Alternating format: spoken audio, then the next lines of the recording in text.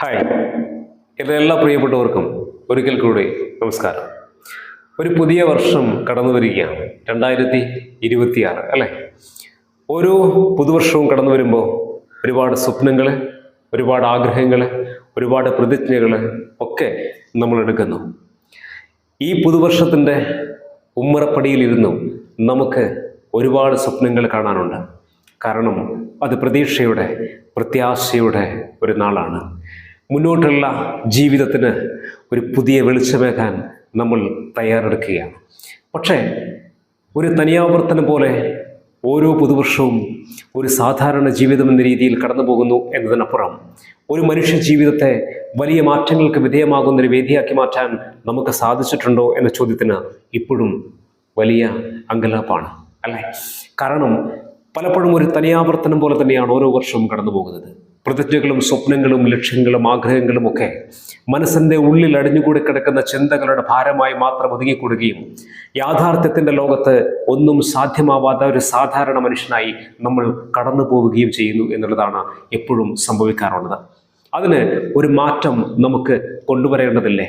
ഈ പുതിയ വർഷം 2026 നമ്മുടെ ജീവിതത്തെ മാറ്റിമറിക്കാനുള്ള ഒരു വേദിയാവട്ടെ. പക്ഷേ ഒന്നും വെറുതെ സംഭവിക്കുന്നതല്ല.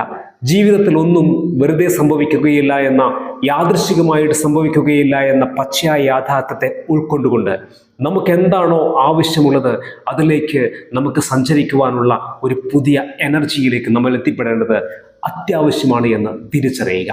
ഇന്ന് നിങ്ങളുമായിട്ട് ഷെയർ ചെയ്യുന്നത്, നമ്മുടെ ജീവിതത്തിൽ ഓരോ പുതുവർഷം കടന്നു വരുമ്പോഴും നമ്മൾ ഒരുപാട് ലക്ഷ്യങ്ങൾ കാണുന്നുണ്ട്, അല്ലേ?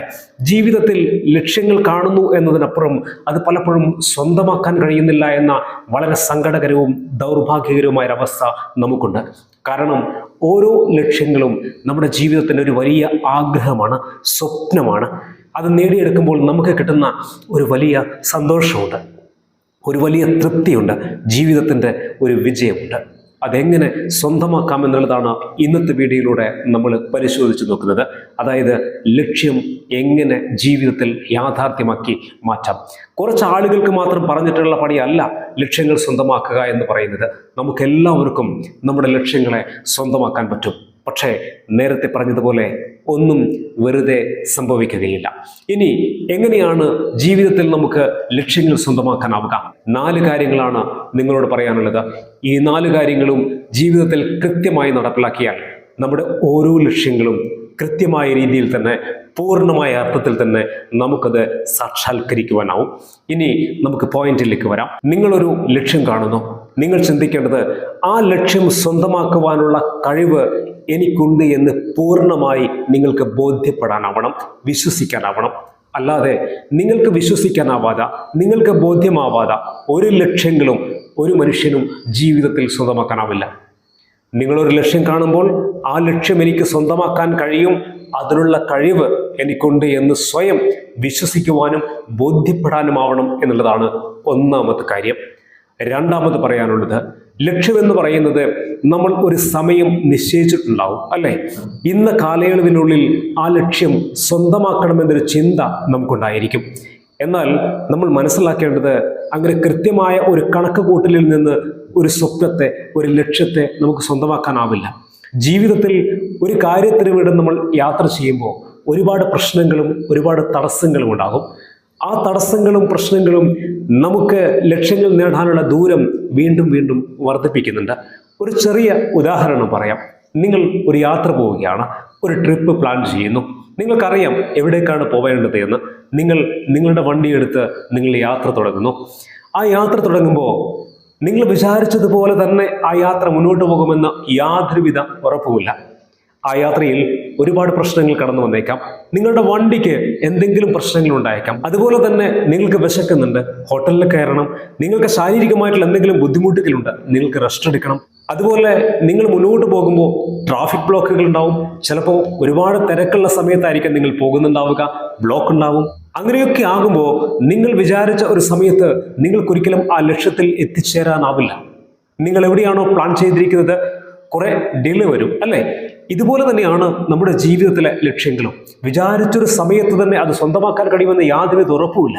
പക്ഷേ നിങ്ങൾക്ക് മുന്നോട്ട് തന്നെ പോകാൻ പറ്റിയാൽ, മുന്നിലുള്ള ഓരോ തടസ്സങ്ങളെയും നീക്കം ചെയ്ത് മുന്നോട്ട് പോകാൻ പറ്റിയാൽ ഉറപ്പായിട്ടും ആ ലക്ഷ്യങ്ങളിലേക്ക് എത്തിപ്പെടാനാവും. അതുപോലെ തന്നെ മനസ്സിലാക്കേണ്ടത്, നിങ്ങൾ നിങ്ങളുടെ ലക്ഷ്യത്തെ മാറി ചിന്തിക്കാതിരിക്കുക എന്നുള്ളതാണ്. നിങ്ങൾ മുന്നോട്ട് പോകുമ്പോൾ എന്തെങ്കിലും തടസ്സങ്ങൾ വന്നു കഴിഞ്ഞാൽ നിങ്ങൾ പിന്തിരിഞ്ഞ് പിന്നിലേക്ക് തിരിഞ്ഞു വരരുത്. അതവിടെ വെച്ച് അവസാനിപ്പിക്കരുത്. ഓരോ പ്രശ്നങ്ങൾ ഉണ്ടാകുമ്പോഴും, അല്ലെങ്കിൽ നിങ്ങൾ സഞ്ചരിക്കുന്ന വഴി, നിങ്ങൾ ലക്ഷ്യത്തിലേക്ക് ഏത് വഴിയിലൂടെയാണോ സഞ്ചരിക്കുന്നത്, ആ സഞ്ചരിക്കുന്ന വഴി ശരിയല്ല, തെറ്റായ വഴിയിലൂടെയാണ് ഞാൻ യാത്ര ചെയ്യുന്നത് എന്ന് മനസ്സിലാക്കി കഴിഞ്ഞാൽ എന്ത് വേണം?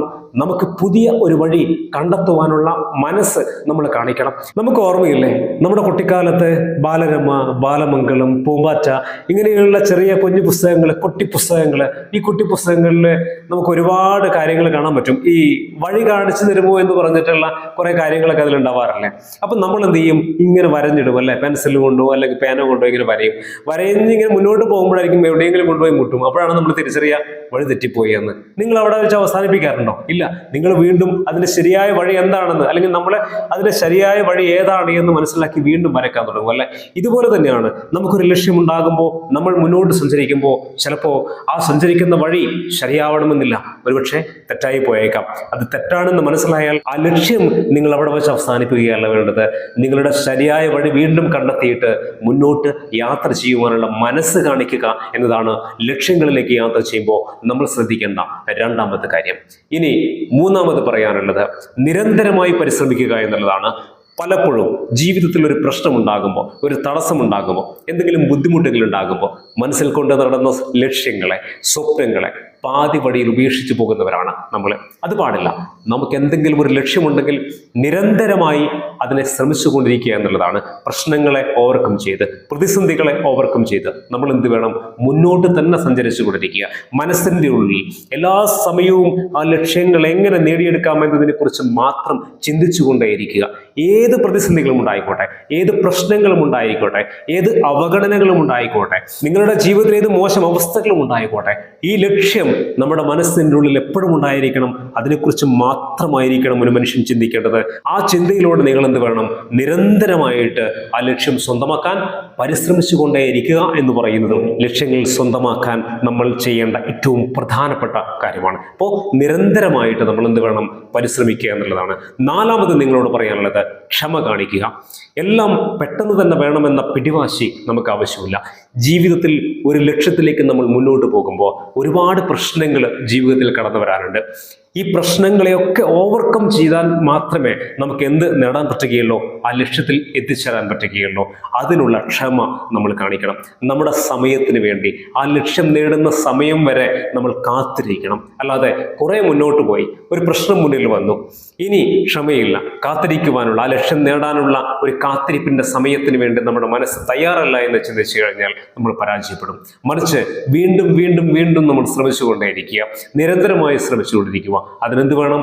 ക്ഷമ വേണം. ക്ഷമയോടെ നിങ്ങളുടെ ജീവിതത്തിൽ നേടാൻ പോകുന്ന ആ ലക്ഷ്യത്തിലെത്തുന്ന സമയം വരെ നിങ്ങൾ കാത്തിരിക്കുക, അതിനുള്ള മനസ്സ് കാണിക്കുക. അപ്പോൾ മാത്രമേ നമുക്ക് വീണ്ടും വീണ്ടും പരിശ്രമിക്കുവാനുള്ള ഒരു മെന്റാലിറ്റി രൂപപ്പെടുകയുള്ളൂ. ജീവിതത്തിൽ ലക്ഷ്യങ്ങൾ നേടിയ ഏതൊരു വ്യക്തിയെ എടുത്ത് പരിശോധിച്ച് നോക്കിക്കഴിഞ്ഞാലും ഈ 4 കാര്യങ്ങളും ഉറപ്പായിട്ടും നിങ്ങൾക്ക് കാണാൻ പറ്റും. ഒരിക്കൽ കൂടി പറഞ്ഞ് ഈ വീഡിയോ ഞാൻ അവസാനിപ്പിക്കുകയാണ്. 1, നിങ്ങൾ കാണുന്ന ലക്ഷ്യങ്ങളിൽ നിങ്ങൾക്ക് കഴിവുണ്ട് എന്ന് നിങ്ങൾക്ക് വിശ്വസിക്കാനും ബോധ്യപ്പെടാനുമാവണം. 2, ലക്ഷ്യങ്ങളിലേക്ക് യാത്ര ചെയ്യുമ്പോൾ ആ ലക്ഷ്യത്തിലേക്കുള്ള വഴി തെറ്റാണ് എന്ന് തിരിച്ചറിഞ്ഞു കഴിഞ്ഞാൽ മറ്റൊരു വഴിയിലൂടെ വീണ്ടും പരിശ്രമിക്കുവാനുള്ള ഒരു മനസ്സ് നിങ്ങൾ കാണിക്കണം. അങ്ങനെ പുതിയ പുതിയ വഴികൾ തേടാനുള്ള പുതിയ പുതിയ അന്വേഷണങ്ങൾ ജീവിതത്തിൽ ഉണ്ടാകുമ്പോഴാണ് ലക്ഷ്യങ്ങളിലേക്ക് സഞ്ചരിച്ചു കൊണ്ടിരിക്കുവാനുള്ള ഒരു ആറ്റിറ്റ്യൂഡ് നമുക്ക് ലഭിക്കുന്നത്. 3, നിരന്തരമായിട്ട് തളരാതെ മുന്നേറാനുള്ള ഒരു മനസ്സ് നമ്മൾ കാണിക്കുക. പ്രശ്നങ്ങളും പ്രതിസന്ധികളും ബുദ്ധിമുട്ടുകളും തടസ്സങ്ങളും എന്തു തന്നെ ഉണ്ടായിക്കഴിഞ്ഞാലും നിങ്ങളുടെ പരിശ്രമം അവസാനിപ്പിക്കാതെ ആ ലക്ഷ്യം നേടുന്നത് വരെ ഞാൻ ശ്രമിച്ചുകൊണ്ടേയിരിക്കും എന്ന ഒരു മനോഭാവത്തോടു കൂടി നിങ്ങൾ മുന്നോട്ട് പോവുക. 4, ക്ഷമ കാണിക്കുക. ഏത് കാര്യങ്ങളും ജീവിതത്തിൽ യാഥാർത്ഥ്യമാകാൻ ഒരു സമയം, ഒരു കാലതാമസമുണ്ട്. ആ കാലതാമസം അത് ക്ഷമയോടെ കാത്തിരിക്കുവാനുള്ള, നമ്മുടെ സമയത്തിന് വേണ്ടി കാത്തിരിക്കുവാനുള്ള ഒരു മനസ്സ് കാണിക്കുക. ഈ 4 കാര്യങ്ങളും നിങ്ങളുടെ ജീവിതത്തിൽ നിങ്ങൾക്ക് കൊണ്ടു നടക്കാൻ പറ്റിയാൽ ഉറപ്പായിട്ടും ഞാൻ പറയുന്നു, നമ്മുടെ ഓരോ ലക്ഷ്യങ്ങളും ജീവിതത്തിൽ സ്വന്തമാക്കുവാനും സന്തോഷമുള്ള, സംതൃപ്തിയുള്ള ജീവിതം കുറെ കൂടി ആസ്വദിക്കാൻ കഴിയുന്ന ഒരവസ്ഥയിലേക്ക് നമ്മുടെ ജീവിതത്തെ ബിൽഡ് ചെയ്യാൻ ഓരോരുത്തർക്കും സാധിക്കുമെന്ന് ഓർമ്മപ്പെടുത്തുകയാണ്. ഒപ്പം ഒരു പുതിയ വർഷം ആരംഭിക്കുന്നു. എല്ലാ പ്രിയപ്പെട്ടവർക്കും സ്നേഹം നിറഞ്ഞ 1000 പുതുവത്സരാശംസകൾ നേർന്നുകൊണ്ട് മറ്റൊരു പുതിയ വീഡിയോയിൽ നമുക്ക് വീണ്ടും കാണാം. എല്ലാ പ്രിയപ്പെട്ടവർക്കും ഒരിക്കൽ കൂടി നന്ദി.